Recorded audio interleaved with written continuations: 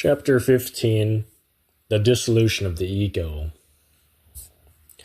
Distinguished friends, esteemed ladies, today, the 9th of December of the 10th year of the Aquarius, we meet once again in this place with the desire to profoundly study the theme of the dissolution of the psychological I. Before anything else, it is indispensable, to carry and carefully analyze this matter of ego. Diverse schools of the pseudo-esoteric and pseudo-occult type emphasize the absurd idea of a double I. The first they denominate superior I, and the second they called inferior I. We say that whether superior or inferior, they are two sections of the same thing. Much has been talked about the alter ego, and it is even praised or deified, considering it divine. In the name of the truth, it is indispensable to say that the superior I or the inferior I are two aspects of the same ego, and that therefore to praise the first one and underestimate the second one is without a doubt something that is illogical. Focusing directly on this matter, looking at the ego as it is in itself and without any types of arbitrary divisions, superior or inferior, it is clear that we, it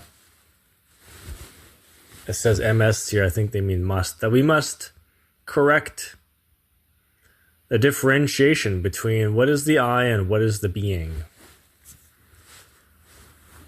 It could be objected that such a differentiation is nothing more than another concept emitted by the intellect.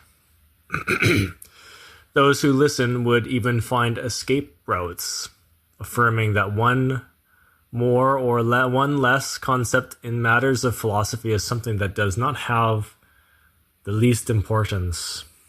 There are those, inclusive, who can give themselves the luxury of listening to these affirmations and then forget them, to pay attention to something that they do not consider important. People of a sleep consciousness often gloss over affirmations of this type due to being tired of so much theory. These persons talk to themselves in this manner. What does one more theory matter? What does one less theory matter? We should talk with complete frankness and based on facts, on direct experiences, and not on simple opinions of a subjective type. I will tell you, my friends, that what is real to me, what I have seen and heard, and if you want to accept my affirmations, you are welcome to do so. But if you want to reject them, it is your business. Every human being is free to accept, reject, or interpret the teachings as he wishes. In the beginning of this actual reincarnation, I was also like many of you. I had read several pseudo and pseudo-occultist books, searching as you did. I passed through diverse schools and got to know multiple theories. It is ostensible that because of so much reading and rereading, I came to also believe in the existence of two I's, the superior one and the inferior one. Distinct preceptors told me that one had to dominate the inferior I through the superior I to be able to one day achieve adepthood. I frankly confessed the fact that I was completely convinced of the existence of the so-called two I's. Fortunately, a mystical transcendental happening came to shake me intensely to the bottom of my soul. It happened that one night. The date does not matter, nor the day or hour, finding myself outside the physical body in a completely conscious and positive manner. My real inner being, my inner self, came to me. Smiling, the Blessed One said, "You have to die." These phrases of my inner self left me perplexed, confused, and stunned. With some fear, I interrogated my interior being, my Atman, saying, "Why do I have to die? Let me live a little longer. I am working for humanity." Still, I remember that instant in which the Blessed One, smiling, repeated to me for a second time, "You have to die." Afterwards, the Adorable One showed me in the astral light that which should die in myself. Then I saw the pluralized I formed by a multitude of tenebrous entities, a true mass of perverse subjects, psychic aggregates of distinct types, living demons personifying errors. It is in this manner, my friends, that I came to know that the I is not something individual, but it is a sum of psychic aggregates, a total of multiple, quarrelsome and yelling I, or I's. I did not really see the ego anything worthy of being adored, any type of divinity, etc. On arriving at this point in my exposition, it would not be strange that some of the participants will object to my words, saying, "Possibly you, sir, saw your inferior I, the sum of psychic aggregates, as Oriental Buddhism affirms. Your concept would be different if you had perceived your superior I in all its greatness."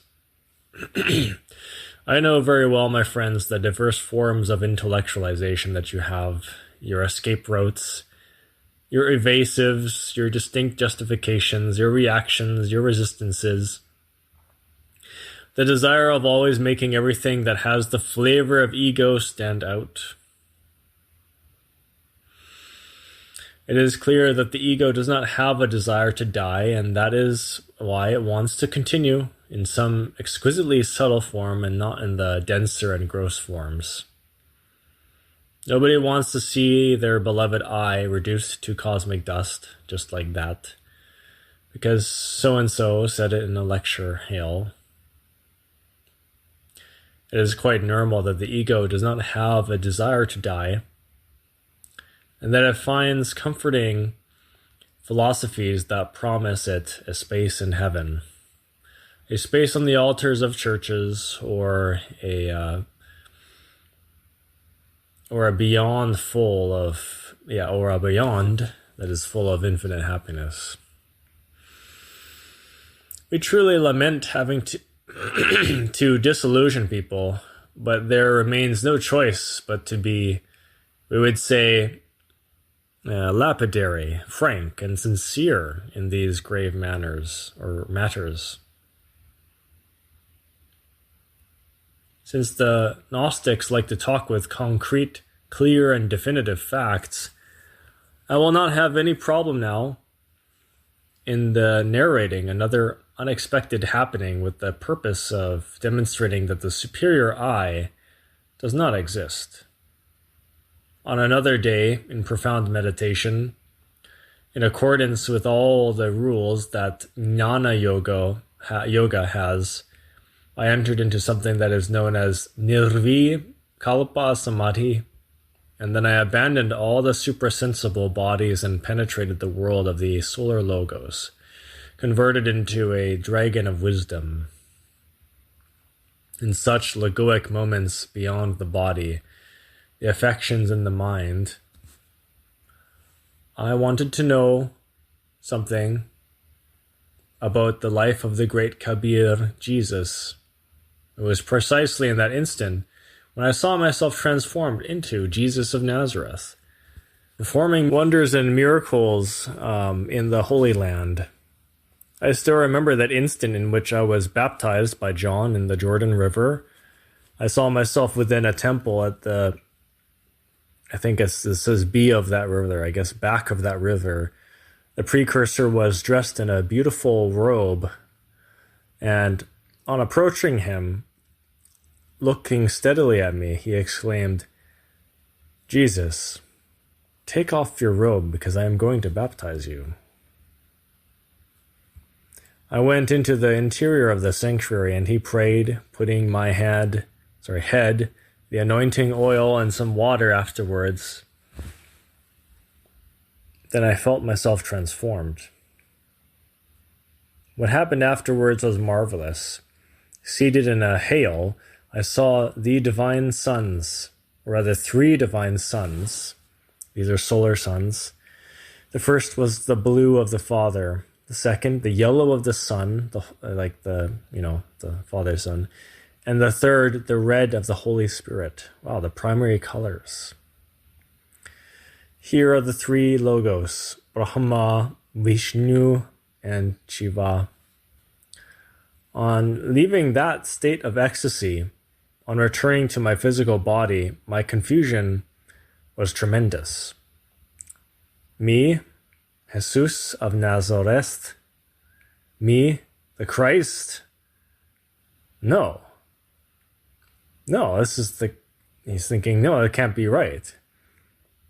A miserable be a worm in the mud of the earth, who is not even worthy of untying the sandals of the Master, transformed just like that into Jesus of Nazareth. Being quite worried about all of this, I resolved to enter into meditation once more and repeat the mystical experience. Only changing the motive of it now, instead of wanting to know something about the life of Jesus, I was interested in John and the baptism of the Nazarene. There then came the previous mystical state. I abandoned all the supersensible bodies and was once more in the logoic state. Once I had returned to such a state, I fixed my attention with greater intensity on John the Baptist, and it is there that I saw myself transformed into John, carrying out the activities of the precursor, baptizing Jesus, and so on. On losing the ecstasy,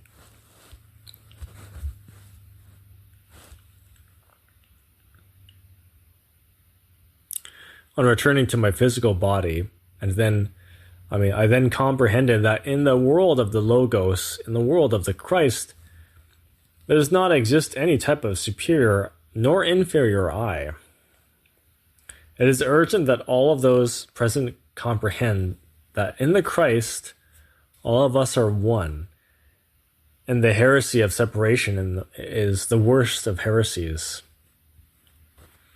My friends, everything in this world in which we live is temporary. Ideas are temporary. Persons pass away, things pass away. The only thing that is stable and permanent is the being, and the reason for being of the being is being itself. Distinguish then between what is the I and what is the being. Question. Master, what of substance are the psychic aggregates made of which constitute myself? Answer. Ladies and gentlemen, it is indispensable that you understand what the mind and its functions are. The intellectual animal mistakenly called man does not possess an individual mind. He has not created it. He has not fabricated it.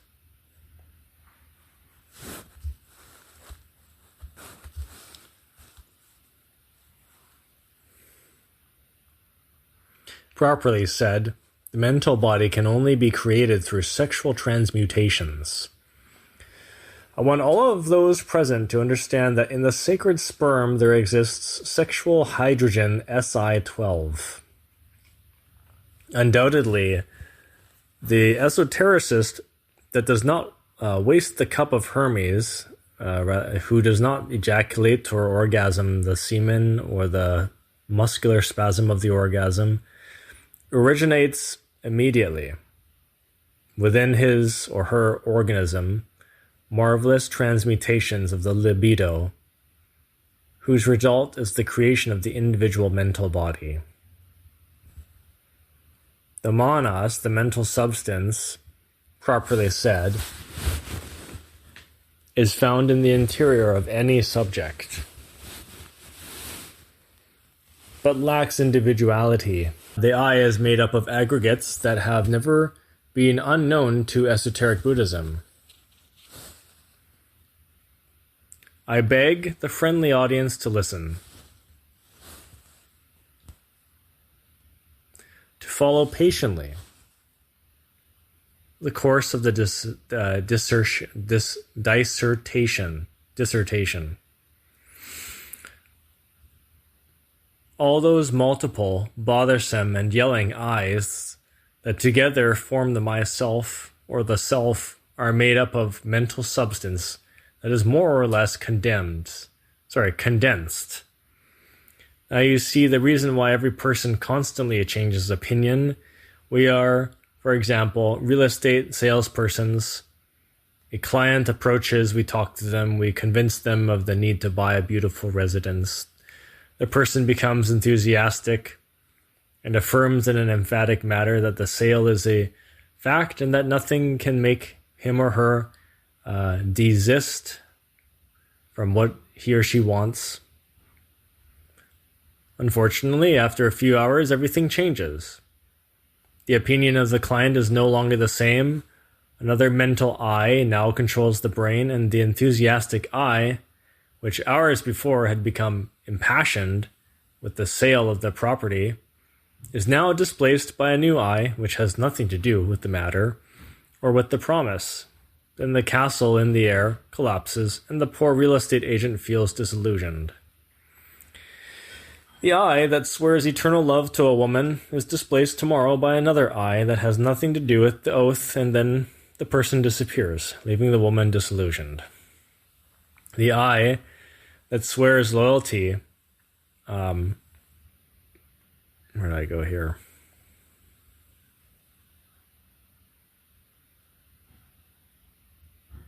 To the Gnostic movement is displaced tomorrow by another I that has nothing to do with the oath, and the person then withdraws from Gnosis, leaving the brothers of the sanctuary confused and surprised.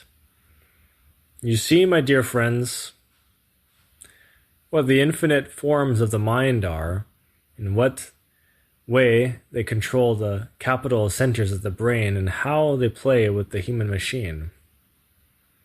Question: Master, on this planet in which we live, the I make this life pleasant, since it is easy to understand that if we dissolve them and we withdraw. Sorry, they quoted this. They missed the end quote, so I thought this whole thing was a quote.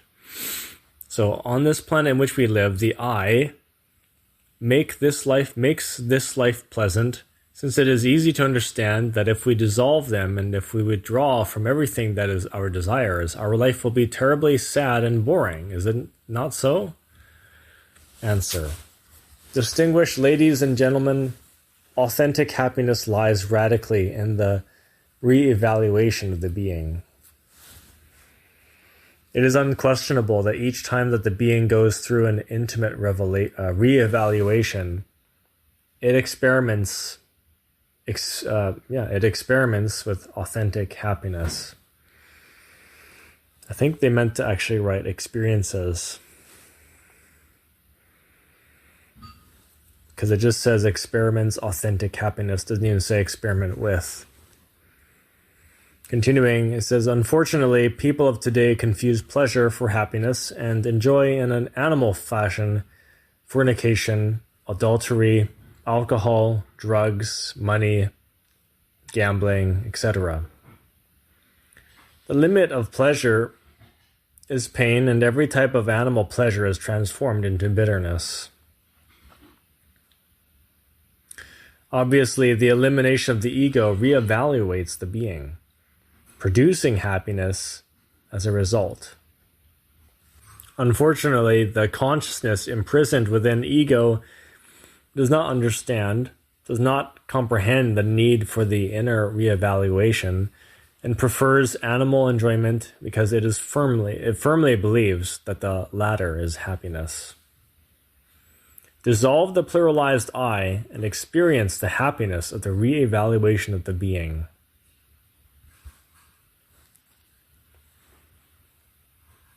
Question: Master, because of everything you have presented today, is it evident and urgent to form a mental body so as to not have so many minds? Answer. I have listened to the question of the gentleman, and I hasten to answer it. Certainly, the intellectual animal mistakenly called man does not possess an individual mind, as we have stated in this talk. Instead of a mind, he has many minds, and this is different. What I am affirming can contradict many pseudo-esotericists and pseudo-occultists, plainly convinced of the theories that they have read, which affirm that the rational man possesses a mental body. Allow me the liberty to dissent with such affirmations. If the intellectual animal had an individual mind, if he or she did not really possess diverse mental aggregates that characterize him or her, we would have continually a continuity of purpose. Everyone would keep their word. No one would affirm today and deny tomorrow. The would-be real estate buyer would return the following day with cash in hand after having given his word, and earth would be a paradise. To create the mental body and dissolve the pluralized I is urgent, when one wants the authentic reevaluation of the inner being. Only in this manner can such sacred reevaluations give us true happiness. Although you don't actually have to create the mental body, you can also become a beautiful, consistent human being just by dissolving the I. I'm just adding this because the mental body, it gives you a lot of powers, but it's, life would still be paradise if everyone were an elemental angel, a simple angel without solar bodies. Things would be much easier.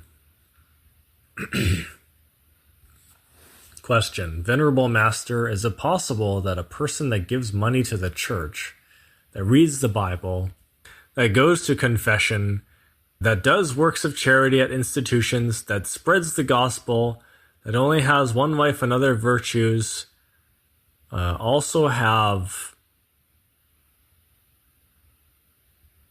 it's I don't know, it's missing. It's just, there's a quote there, but there's nothing after it.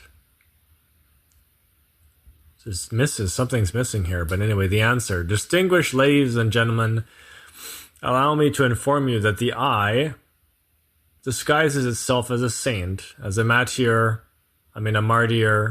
as an apostle, as a good husband, as a good wife, as a mystic, as a penitent, as a hermit, as charitable, splendid, etc. Between the cadences of the verse, transgression also hides. Among the perfumes of the temple, transgression hides. Adultery, fornication.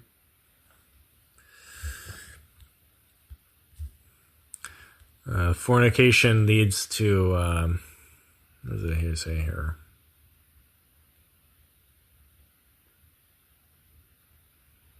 Committed in the shadow of the cross. And the lowest criminals assume pious poses, sublime figures, facades of being martyrs, etc. It is good to know that many virtuous people possess very strong psychic aggregates. Remember that there is much virtue in evil people and much evil in virtuousness, or rather in the virtuous. In the abyss, in the 9 Dantistic circles, there are many mystics, hermits, penitents that believe that they're doing very well. Do not be surprised then that even in the abyss there exist exemplary priests and devotees that follow them. Master, where does one put the spiritual value of the good intentions of a sincere person that lives erroneously? Answer. My friends, the question from the audience seems very interesting, and it pleases me to answer. Remember that the path that leads to the abyss is paved with good intentions. Quote, many are called, but few are chosen. End quote. The evil of all ages have had good intentions. Hitler, filled with magnificent intentions, trampled many nations, and because of him, millions of persons died in the gas chambers, or in the concentration camps, or on the firing line, or in filthy swamps. Undoubtedly, this monster wanted the triumph of the great Germany, and did not waste any efforts of any type in this cause. Nero burned Rome because of art, with the mystical intentions of making the lyre resound universally, and he threw the Christians to the Roman masses so the lions would devour them with the desire of liberating his people from what he considered an epidemic or a scourge, Christianity. The executioner that carries out an unjust order, full of magnificent intentions, kills his fellow men or fellow man. Millions of heads fell under the guillotine under the French Revolution, and the executioners worked with magnificent intentions because they wanted the triumph of the people. Robespierre, filled with magnificent intentions, led many innocent people to the gallows. We should not forget what the Holy Inquisition was. Then the inquisitors, with magnificent intentions, condemned many unhappy people to the fire, to the torture rack, to martyrdom. I want to tell you then, or rather, ladies and gentlemen, I want you then to comprehend how important good deeds are, and not good intentions that can be more or less erroneous. The judges of karma and the tribunals of objective justice judge souls by their deeds, by their concrete actions, clear and definitive, and not by their good intentions. The results are always what count. It is useless to have good intentions if the actions are disastrous. Question. Master, what is the procedure to follow to liberate ourselves from the psychological defects that torture our mind? Answer. Esteemed audience, it is urgent and undelayable to annihilate the ego. Reduce it to ashes in a voluntary and conscious way, if in reality we want to avoid the descent to the infernal worlds. I want you to know that in relating with people, in living with our relatives or with our co-workers, etc., the hidden defects spontaneously burst forth. And if we find ourselves in a state of alert perception, alert novelty, then we see them as they are in themselves. A discovered defect that should be judiciously subjected to analysis, to in-depth meditation, with the purpose of it being comprehended in a unitotal, integral manner. It is not enough to comprehend a defect. One has to go even deeper. It is indispensable to self-explore ourselves, to find the intimate roots of our defects, or of the defect that we have comprehended, until arriving at its deep meaning. Any spark of consciousness can illuminate us immediately, and in millionths of a second, really capture the deep meaning of a comprehended defect. Elimination is different. Someone can have comprehended some psychological error and even have penetrated in its deep meaning, and however, still continue with it in the different departments of the mind. It is not possible to be free from such and such an error without its elimination. The latter is vital, cardinal, and definitive when one wants to die from instant to instant. and from moment to moment. However, it is not with the mind that we can extirpate our errors. With the mind, we can label our device psychological defects, giving them different names, judging or juggling them from one level of the subconscious to the other, hiding them from oneself, judging them. We can make excuses for them, etc. But it is not possible to fundamentally alter them or extirpate them. What is needed is a force superior to the mind. We need to appeal to a transcendental power if we truly want to eliminate errors and die in oneself here and now. Fortunately, such a superior force is found latent in all human creatures. I want to refer to the Kundalini, the igneous serpent of our magical powers.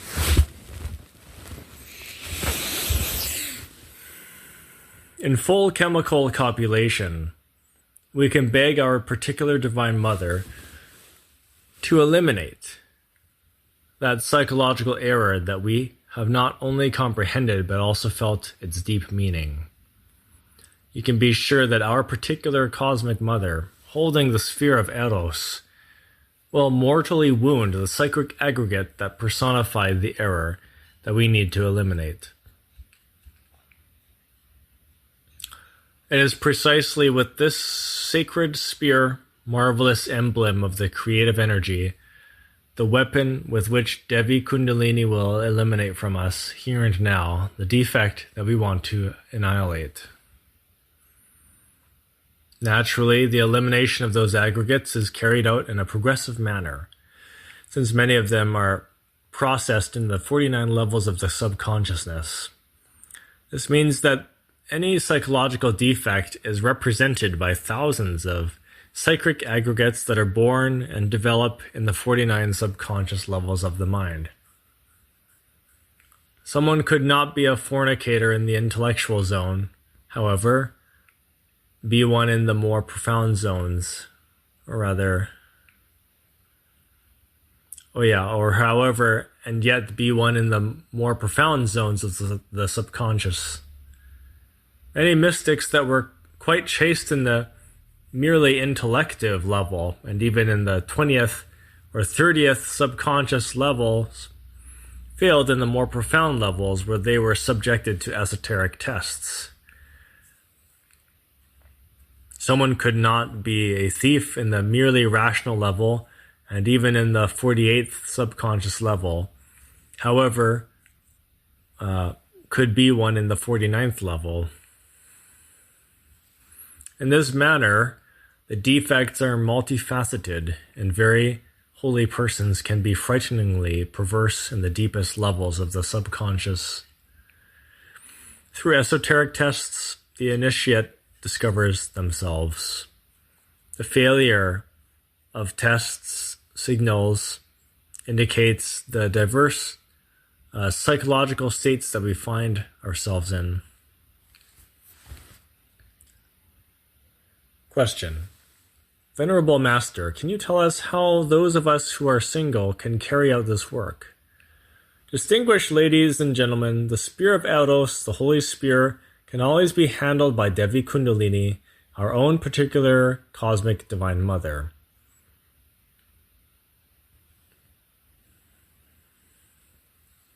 However, there is a difference between married persons and single persons. When the spear is handled during the sexual trance, it has a marvelous, electric, very superior force. When the spear is not utilized during the erotic trance, it possesses a marvelous but inferior force. The single man or woman can also progress. However, although their work will be a little slower, the work is made stronger, more powerful in the complete sense of the word when one gets married. Single men and women can progress to a certain point profoundly, defined by nature. Beyond this emit, it is not possible to progress without sexual magic.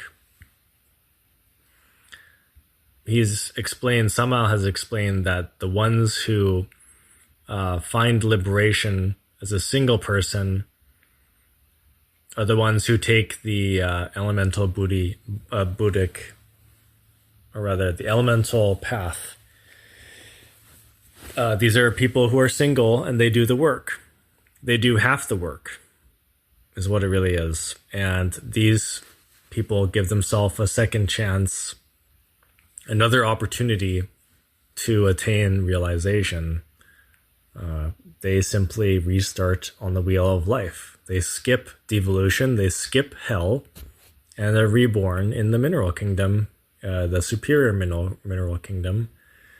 They're reborn enlightened, not in the atmosphere of nirvana, but in the mineral kingdom again, and they restart their evolution, postponing their time now, postponing their liberation, giving themselves another opportunity for full self-realization, full liberation.